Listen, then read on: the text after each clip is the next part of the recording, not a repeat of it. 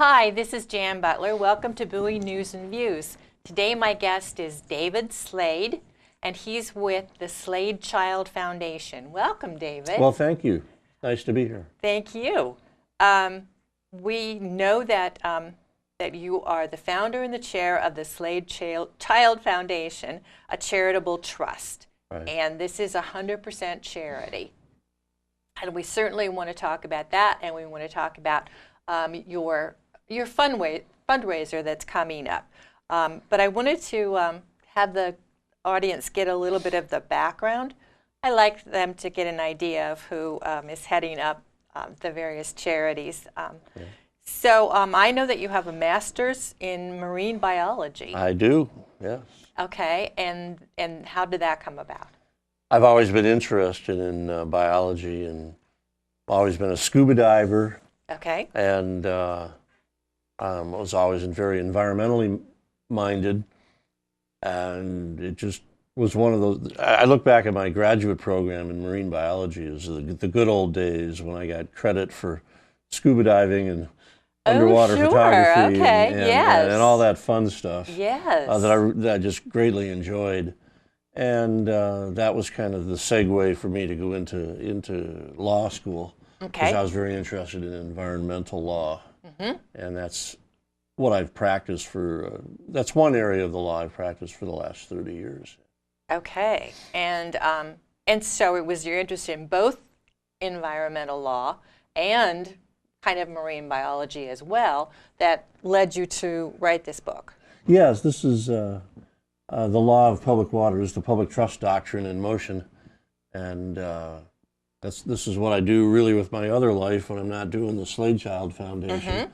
But it's a fascinating area of use today of the waters. If you go out to the waters and you want to go fishing or windsurfing or swimming, and there's a lot of ownership on the property up above. Yes. And there's disputes as to who can use the beach. And anyway, this actually followed up from a Supreme Court case I was involved in. Okay. Between Mississippi and it was Phillips Petroleum v. Mississippi, and that case was about who owned these lands under a salt marsh, and the salt marsh is part of the public waters. Sure. Okay. And Supreme Court ruled in our favor, and I kind of wrote this book in response to that. Excellent.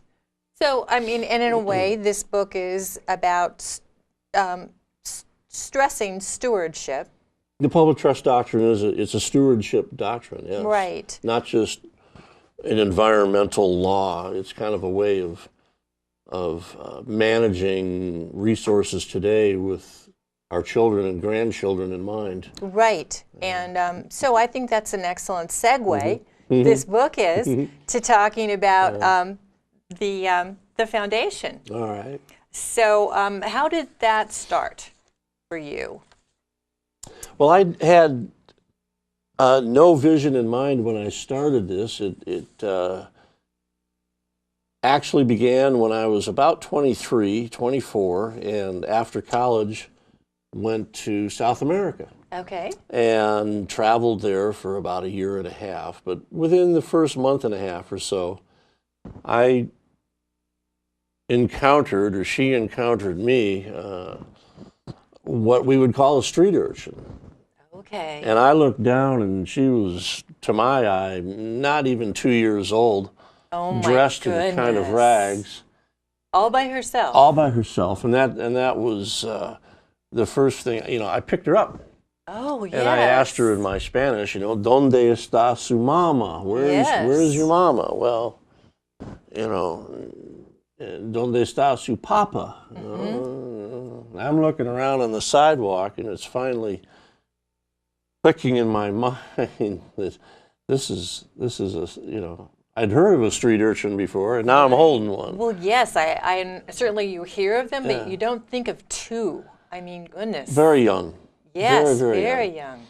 So I'd actually come out of a pastry shop, and the woman running the pastry shop was very, very nice, and understood my Spanish. I'd only been speaking Spanish for 6 weeks, so Okay. just getting going with that. But I went back in, and she told me that there was an orphanage, but it had an entrance fee of something like, to us, $5, which to them was a lot. Yes, a lot, And yes. so I said I'd be glad to pay for that. And so I gave her about $15 in Colombian pesos or whatever it was. Okay, yes. And she fed her and got her some clothes, and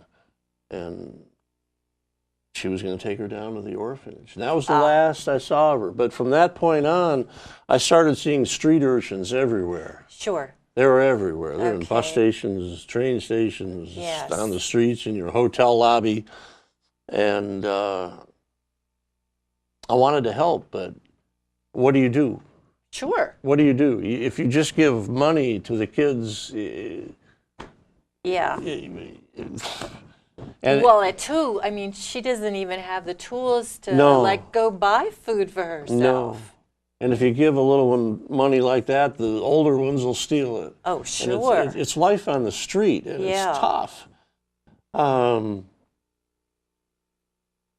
So what do you do? And what I did while I was traveling down in South America is any one of the kids that were working, like polishing shoes, or playing music, or chalk art, anything but just the raw begging. Yes. Especially kids polishing shoes. I had my shoes polished sometimes a dozen times a day. You know? Sure. And my fellow, the people you meet traveling, they were kidding me. Why are you getting your shoes polished so often? I'm helping the kids. Sure. Yeah. Sure. And I just wanted to help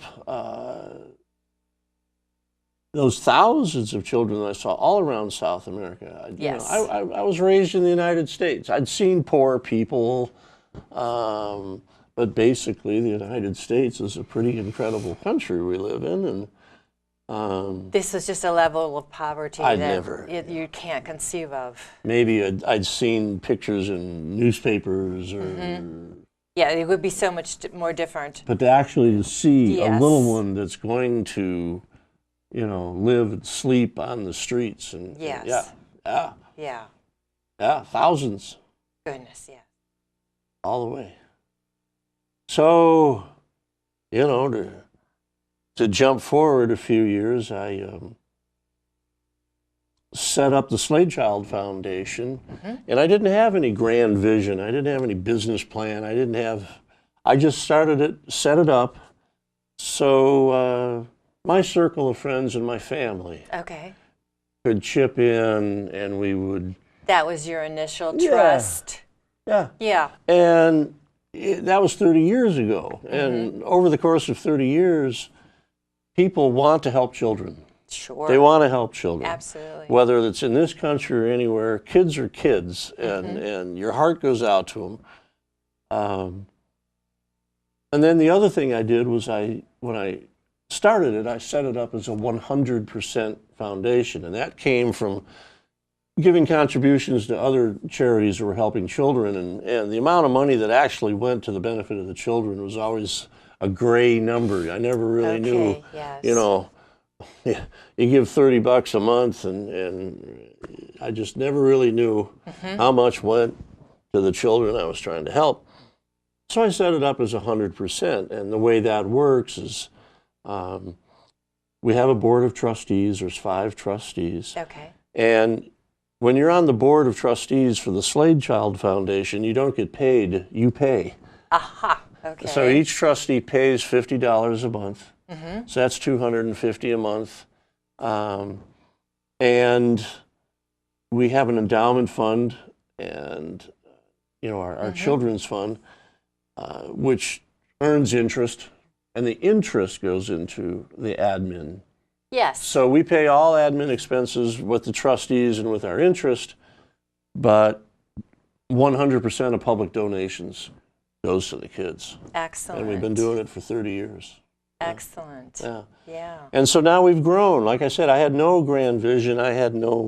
what we call today business plan or strategic planning, or I didn't do any of that. I set the thing up, and over the course of 30 years, we have thousands of supporters. They want to help kids, and they like 100%. That is great. Yeah. Yes. So rather than it just being a business plan, it was more of a heart plan. You never forgot that shooting little from the girl. heart, really. Yeah. Let's get this started and let's get it rolling. And but I never imagined it would be the international charity that it's grown to be. Yes. Yeah. Yeah. So, well, let's talk about some of the projects that you have ongoing. You have worldwide projects, and basically some of these countries and these particular projects that you've partnered with have been ongoing for several years. Almost all of them have been, yeah. Some of them, I just visited Hogar Infantil, which is down in Chiapas, Mexico. One of the very safe, tranquil places in Mexico, by the way. Okay. And they've been operating for 50 years. And we have been supporting them for about 25. Okay, and now is that an orphanage or? Well, you put quotes around an orphanage. It's a beautiful 35-acre farm. Excellent. And there's a girls' dorm and a boys' dorm. There's a large dining hall. Okay. But off to public school in the morning. They're all off into the public schools. Okay. But those, there's 72 there, and 72 kids, and I'd say about a third of them are orphans. Okay. And the rest are in troubled households or have one parent that can't, and they end up at Hogar Infantil. It's a wonderful family setting, a very positive, courteous, polite kids, help each other. And so they've gone from a very terrible situation into finding life at Hogar Infantil. So it's not an orphanage in your Charles Dickens sense. Yes. But I mean, if you were to drive by in a car, you would think that's a nice little farm over there. Okay. Because these kids are working the corns, they're working the beans, they're hoeing and weeding, and they're working. Sure. They're working. Okay. Yeah. All right, and I know that that there's an aid and education project that you've partnered with. That's in Guatemala. And that's a scholarship program where any student who just doesn't have the money to go to school, especially advanced school, we supply a scholarship. And the scholarship can be as little as $50. Because they need the school uniform, the books, the school fee, and the et cetera, and that's about $50. And for you and I, well, $50 is still $50 here, but down there it's like, wow. Oh yes. Yeah. And it's just kind of amazing to read about the fact that they have to pay to go to school. And this is part of what needs to be funded is just the very basics of getting them to school. Shoes to go to school, books, and that's money for lunches. And that's kind of developed into our mantra is, Slade Child Foundation, we get the kids off of the street and in school. Yes, yes. And some of these are homes where the kids are orphaned and they'll stay there. Others are centers like in Colón, Panama. That's not a home or a school or anything. It's a center. And all of these children from this whole area who just don't have the money to go to school. They don't have money to buy the uniform. And they're blocked that way. But they come to the center at 7 in the morning. Okay. They get a good breakfast, and they go over all of the course material that they're going to be doing at school that day. And then when school is done, they come back to the center, and they have follow-up tutoring. Excellent. And then on the weekends, they do field trips, and they do music, they do dancing, keeping their own cultural dances and songs and poems going. So the kids are growing up with culture too. Okay, and like, how young are they able to come to this center? To the center, I think just about from birth. You know? Okay, okay. Because a lot of what else they do at the center is the health, the Okay, vaccinations, yes, the yes, medical care. checked out by the nurse, checked out by the doctor, and Sure. And then when they get up old enough to go to school, then off they go. And when the kids are in school, that provides an opportunity for the mothers to do a co-op. Okay, And yes. Slade Child Foundation, I'm going to say 10 years ago, 12 years ago maybe, we bought about 10 sewing machines. And they have put together, and that started with them making the school uniforms for the children at the center. Okay, and now they excellent. sell school uniforms. Yeah, they sell them. Right, all around Oh, Panama. very Yes, good. yeah. So while the kids are in school, those moms who didn't have a work, they kind of made their own co-op and they made their own jobs. And so the center has given them And the space for this. Makes it all possible. Oh, that's fabulous. Yes. So basically it's extended past the children into the family. And we've been supporting them for over 25 years, and now, 6 or 8 of them every year are graduating from high school and going on into college. And these are kids that came out of about the worst ghetto you can conjure up. Yes. This is a war zone ghetto Yes. type place. Drug, dangerous. Oh my goodness, yes. And they get the kids out, get them off the street, get them into school. Gives a time opportunity for the mothers to form a co-op, earn some money. Oh yeah. And so that's excellent. They also teach the mothers hair, cosmetology. and a lot of them have set up their own little salons. Oh yes, okay. Yeah. That's wonderful because they That's could do working too. that out Yes. of their home. Out of their home. Yeah. Okay, that's good. And then also you've partnered with a trust for in India. That's the Muthalamata Sneham. Oh, I'm so glad you're saying it and not me. It took me a while to learn that one. Muthalamata, a wonderful, wonderful program. And we were introduced to them because of an American in California went to India traveling. Okay. And while he was over there, and he was a supporter of Slade Child, but just in general. And then he went to this trip in India and visited the Muthalamata Sneham school, hospital, clinic, and he said they're doing really good things with kids. So Okay. here we had, an American that could vouch. Yes. And so we contacted them, and we started out just by helping. What they wanted to get going at that point was an AIDS clinic Okay. for the children. Sure. And we started getting the AIDS clinic up and running, and now we're just sort of supporting them in whatever they do with kids. Yes, you support. Because we're non-denominational, and we just work with anybody who's helping kids. Yes.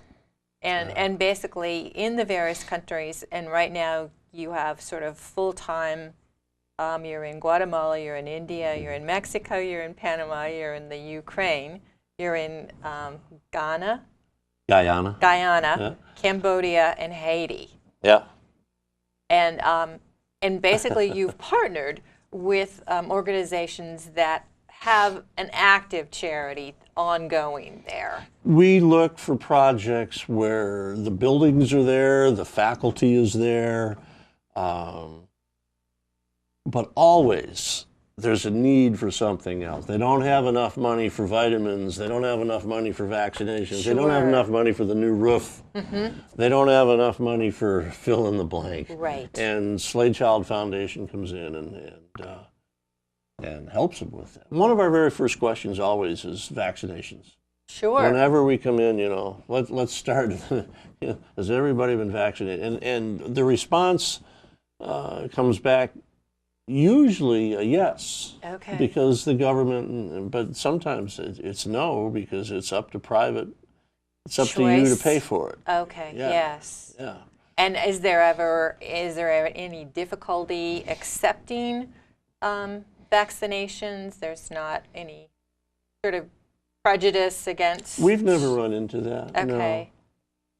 No. Excellent. Just make certain all the little kids get, the vaccinations they need. And that's another reason for not being allowed into a public school. Right. You have to have the vaccination. You have to have the vaccination. And for you and I, we go, they tell us the vaccination is $4. So, we pony up our $4 or whatever. But down there, that's half a week's of groceries. Well, yes, and if they haven't had any from the beginning, then they would definitely have a cost involved. So we step in and pay the $4 and get the vaccinations. Yeah. Right. Well, that's great. I know that you've, in partnering, that you've done a very smart thing, because I think that some of the charities that have tried to sort of go on their own really run across some difficulty in getting through some of the red tape, some of the graft that we have to admit occurs. So this way, basically, you're dealing with already established organizations that can help sort of. And our grants go into those areas, and not only does it help the children, but that amount of U.S. money coming in, it circulates there. Yes. So it helps. We don't ship potatoes to them, for example. Right. But we send them the money, and you go buy potatoes at your local potato market. Right. And the local potato farmer gets the money, and and it's all there. Right. Rather than bringing it in from the outside, and it's run by the people who live there. Oh yes, yeah, I think that's excellent. So of course now this begs the question, since that Slade Child has been involved in worldwide projects. Of course, what about the U.S.? So what is your answer on that? And we do, if you go to our website, we've got the list of all of the projects in the United States we've helped over the last 30 years, and it's a lot. At the moment, not by design, but just by the way it's worked out, we're really not supporting any project here.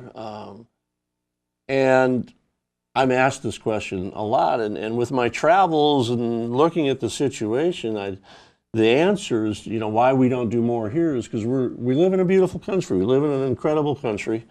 This time of political season, you hear all of this about how we're going down the tubes and everything's terrible, and that's not my perspective. My perspective is this is an incredible country, and we've gone through a rough spot on the economy.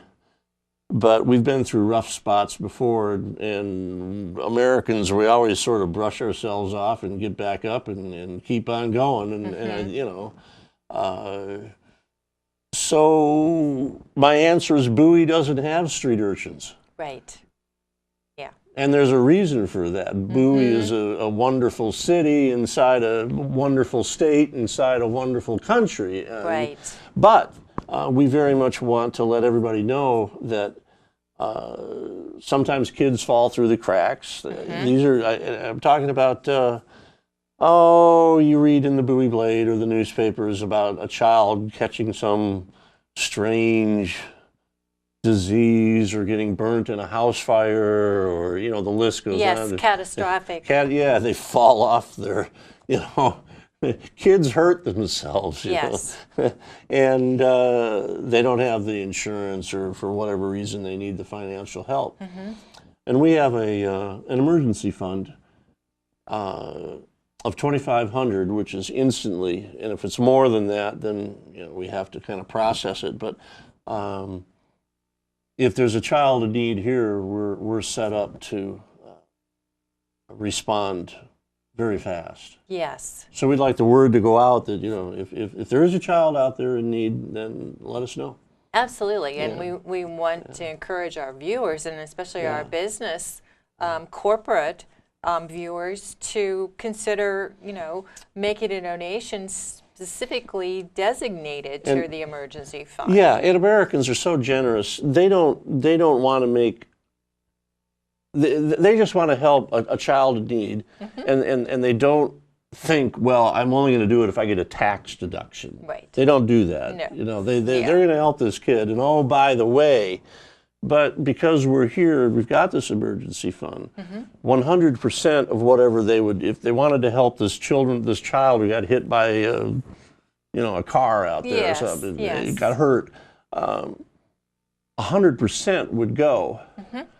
And because it would come to Slade Child first, it's Right. tax deductible. Yes. Yes. But like I'm saying, people, the Americans I know, they give to help. They don't Right. say, well, I'm only going to help if it's tax deductible. But the fact that we can make it tax deductible that's the Right. icing on the cake, I guess. Well, and certainly, I mean, Bowie's a little bit considered a bedroom community for some of our federal workers. Yes. So I know that you've partnered with the federal workers. Well, we're in the for campaigns. combined federal campaign. Right. Have been there for, again, over 25 years. And would they also be able to designate to have their funds go to the emergency fund? They would have to do that individually. Okay. Not through All the right. combined federal campaign. Not through that. But individually. Okay. Yeah. All right. And certainly, someone would be able to designate, not necessarily to the emergency fund, but also to any of the special projects The children's that are fund. shown on the website, which information will be at the end of the And- program on that. And the way we do that, Jan, is if someone sends in, you open up the envelope, it's a $100 check, and it doesn't say anything more. It just says it's like, well, that goes into the 100% children's fund. But if it says down, if there's a letter with it and says, I want this to go help the kids in Guatemala, Yes. or I want to help the kids, then it's earmarked, and we make certain it gets there. 100% of it gets there. Yes. And that's excellent. But most of our donations are just general. People just send it in, to where it's needed the most. Okay. And just because we do have sort of occasionally labeled a graying population, do you want to state anything about the fact that someone, and you have had people that have left money in their wills Yes. specifically designated for Slade Child. That's- So and is there that's- any specific technique that one does that, or? Just mention us in your will. It's Okay. very simple. It's very simple, okay. I hereby bequeath, 25 million Yes, that's a good figure. to the Slade Child Foundation. Sure, Right. absolutely. Yeah. It's very, Okay. in your will, it's very easy. But thank you for asking that, because that is happening. We are finding that out more and more. We're getting bequests. Yes. Okay. Well, before we wrap, we certainly want to mention that you're having a fundraiser, and that would be the Dance Night Out on March the 10th at the Bowie Elks Club, 7:30 to 11:30, with the David Wayne Band. And this is the 8th time that that's been done. This is the eighth year we've gone to do it, and the very first year I went to hire a band, and there goes your fundraiser. Of course. And I played jazz piano when I was in high school and college, and then when you grow up, you get married, you get the job, and the music kind of gets tucked away. But I ran an invitation to local musicians in the Bowie Blade, Crofton, and Annapolis. And we've put together a pool of musicians. We're not a band. Excellent. We're bankers and teachers and plumbers and Coast Guard and federal employees. And Fabulous. we're people out there working, but we've also used to play. And so it's a Dance Night Out is a fundraiser for the kids, but the dance music is provided by some wonderful musicians from the Bowie area. Wonderful. It's kind of a showcase of Bowie's, unknown talent. Great. And Yeah. people can get tickets on your website. Just if they email us, we'll get them tickets. And we have that information. Yeah. So I want to It's a thank lot of you. fun. I want to thank you so much right. for being on the show. Well, thank you for having me. My pleasure. Okay. We will see you next time on Bowie News and Views. Thank you so much.